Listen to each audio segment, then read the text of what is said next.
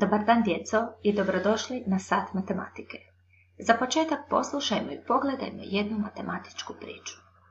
Anina, Markova i Tenina obitelj krenule su na izlet. Svaka je obitelj na izletište otišla svojim automobilom. Na odredište je prvo stigao automobil u kojem je bila Anina obitelj i parkilaz ispred drvene kućice. Drugi automobil u kojem je bila Markova obitelj i parkirao na prilaz ispred druge drvene kućice.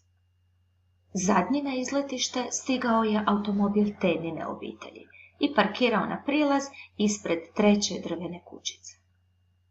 Na svakom prilazu je parkiran jedan automobil. Koliko je ukupno automobila parkirano ispred 3 prilaza? Prikažimo to računom. Jedan automobil plus još jedan automobil i plus još jedan automobil. Ukupno su 3 automobila. Naučili smo u matematici da iste pribrojnike možemo prikazati pomoću množenja. U ovom slučaju zbrajanje broja 1 množenjem prikazujemo kao 3 puta 1 jednako je 3. Odgovor na postavljeno pitanje glasi: ispred prilaza parkirano je 3 automobila. Danas ćemo naučiti kako se broj 1 ponaša u množenju. Pogledajmo novu matematičku priču. Pozorno poslušajte. Tena je na seoskom imanju krenula u potragu za jajima. Na 4 mjesta je pronašla po jedno jaje. Jedno je pronašla ispod drveta, jedno jaje bilo je pokraj drvene kućice, jedno iza kućice, a jedno jaje skrivala je kokoš. Koliko je ukupno jaja pronašla Tena? 4 mjesta, na svakom mjestu jedno jaje, ukupno je 4 jaja. 4 puta 1 jednako je 4. Odgovor na postavljeno pitanje je: Tena je pronašla 4 jaja. Matematički zapis glasi: 4 puta 1 jednako je 4. Ponovimo kako se nazivaju brojevi u računskoj radnji množenja. Crveni broj 4 je prvi faktor.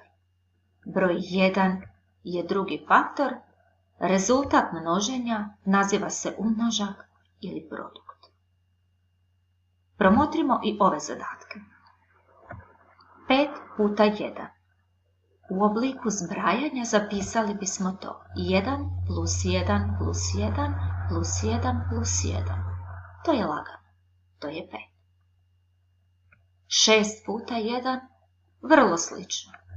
1 plus 1 plus 1 plus 1 plus 1 plus 1. To je 6. Isto tako i 7 puta 1.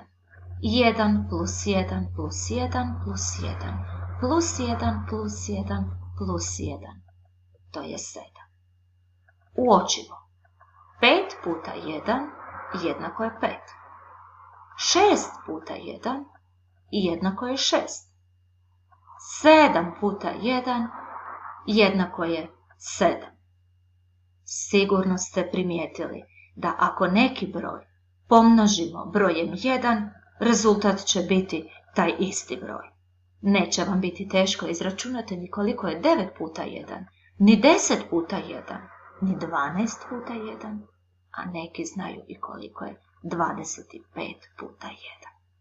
Zapamtimo. Broj se ne mijenja ako ga množimo brojem 1. Umnožak nekoga broja i broja 1 jednak je tome broju. Toliko za danas. Pozdrav!